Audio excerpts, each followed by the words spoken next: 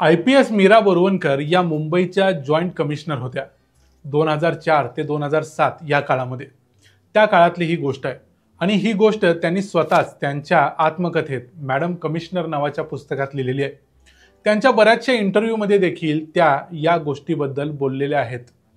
भारतातलं केंद्र सरकार, महाराष्ट्रातलं राज्य सरकार, राज्यातलं पोलीस, भारतीय गुप्तचर यंत्रणा यांच्यामध्ये ताळमेळ नसल्यामुळे आणि आपणच कसे योग्य आहोत हे सिद्ध करायची चढाओढ असल्यामुळे दाऊदला संपवायचा एक जबरदस्त प्लॅन कसा धुळीस मिळाला याची कथाच मीरा बोरवणकरांच्या या आत्मचरित्रात आलेली आहे। त्यांनी जरी आपण आपल्या जागी समर्थनीय होतो असं सांगितलं असलं तरी त्यांनी देशहिताच्या एका योजनेत घोळ घातला हे मात्र नक्की काय काय घडलं होतं ते सगळं पाहूया आजच्या या व्हिडिओमध्ये। मी आहे रणजित यादव आणि तुम्ही पाहताय द मराठी बाणा। छोटा राजांचे दोन शार्प शूटर्स किंवा हँडलर्स मुंबईतल्या काही उद्योगपतींच्याकडून खंडणी वगैरे मागण्याचा प्रयत्न करत होते।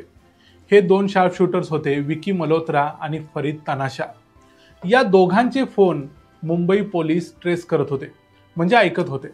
यांच्याकडून जे कॉल केले जात होते त्यामध्ये फक्त आवाजावरून मुंबई पोलिसांनी या दोघांचाही आवाज आयडेंटिफाय केला होता, म्हणजे ओळखला होता।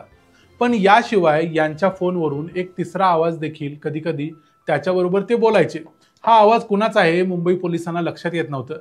त्यांनी खूप शोधायचा प्रयत्न केला पण कुठल्याच गँगस्टरच्या आवाजाशी तो आवाज मिळता जुळता नव्हता। त्यामुळे त्यांनी तो नाद सोडून दिला आणि त्यांना जी शेवटची टिप मिळाली त्या टिप प्रमाणे ते दिल्लीतल्या एका उच्चभ्रू भागातल्या म्हणजे ल्युटन्स दिल्लीतल्या एका हॉटेलमध्ये या दोन गँगस्टर्सना पकडण्यासाठी पोहोचले। जॉईंट कमिशनर मीरा बोरवणकर यावेळी मुंबईच्या या महत्त्वाच्या पदावर होत्या आणि त्या स्वतः या ऑपरेशनमध्ये सहभागी होत्या। त्या प्रत्येक क्षणाची हकीकत फोनवरती घेत होत्या। त्यांच्यातर्फे इन्स्पेक्टर पाटील या हॉटेलमध्ये रेड करण्यासाठी पोहोचलेले होते। तिथं पोहोचल्यानंतर पोलिसांनी विकी मल्होत्रा आणि फरीद तानाशा या दोघांना अटक केली। पण तिथं त्यावेळी एक तिसरा व्यक्ती उपस्थित होता।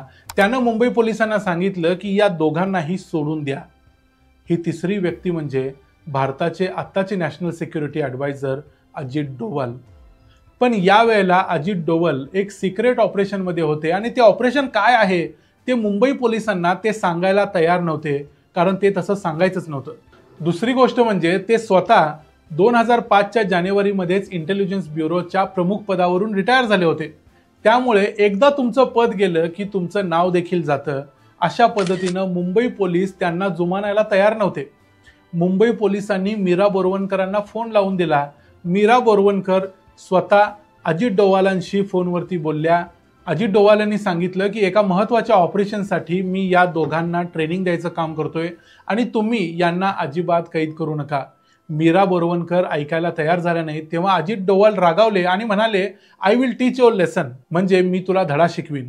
मीरा बोरवणकर देखील तेव्हा सर्व्हिसमध्ये होत्या आणि अजित डोवाल रिटायर्ड होते।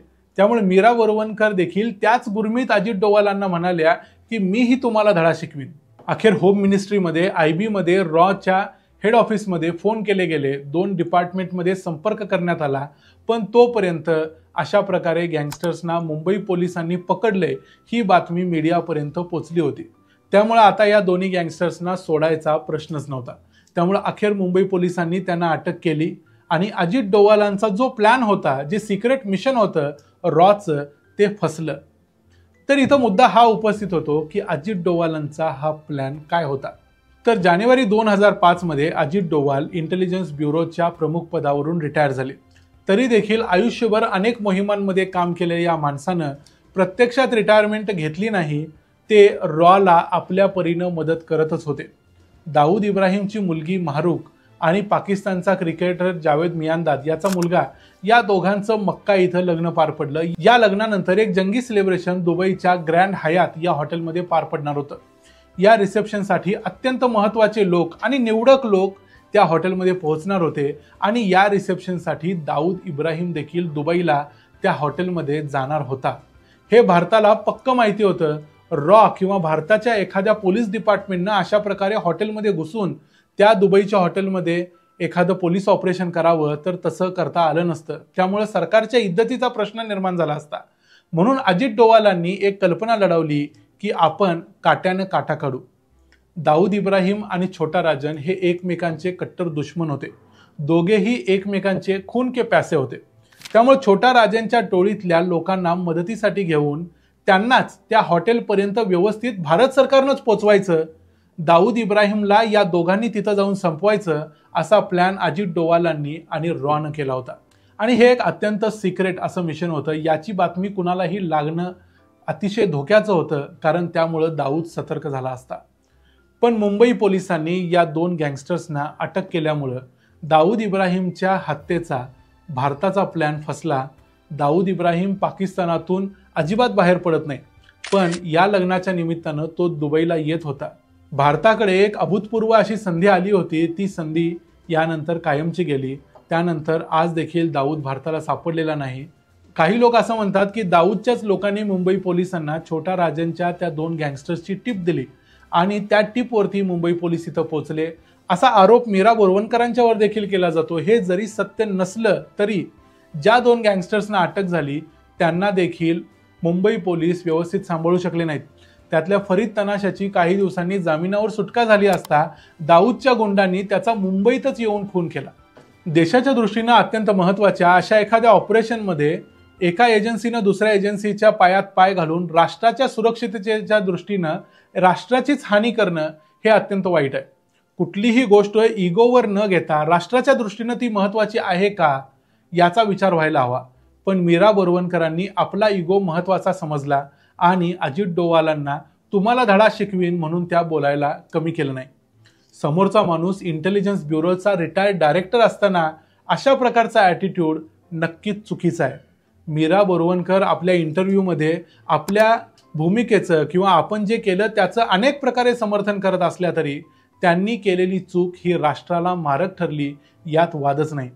आणि दुसरी गोष्ट म्हणजे त्यांनी अजित डोवालांना धडा शिकवीन असं म्हटलं असलं तरी आज अजित डोवाल यांना धडा शिकवण्याचा साधा विचार देखील त्या करू शकणार नाहीत. इतकं त्या माणसानं या देशासाठी केलंय आणि इतक्या महत्त्वाच्या पदावर आज ती व्यक्ती आहे आणि आजही ती व्यक्ती 80व्या वर्षात या देशासाठी लढते आहे. मीरा बोरवणकरांचा हा इंटरव्ह्यू जर तुम्हाला बघायचा असेल तर त्याची लिंक मी या व्हिडिओच्या डिस्क्रिप्शनमध्ये देतो, तो तुम्ही जरूर बघा.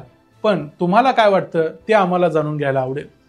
त्यांनी जे केलं ते बरोबर केलं. मुंबई पोलिसांनी या दोन गँगस्टर्सना अटक केली ती बरोबर केली किंवा नाही हे आम्हाला कमेंट्समध्ये सांगा. व्हिडिओ आवडला असेल तर व्हिडिओला लाईक करा, चॅनलला सबस्क्राईब करा. पुन्हा भेटू पुढच्या व्हिडिओमध्ये. तोपर्यंत पाहत रहा द मराठी बाणा.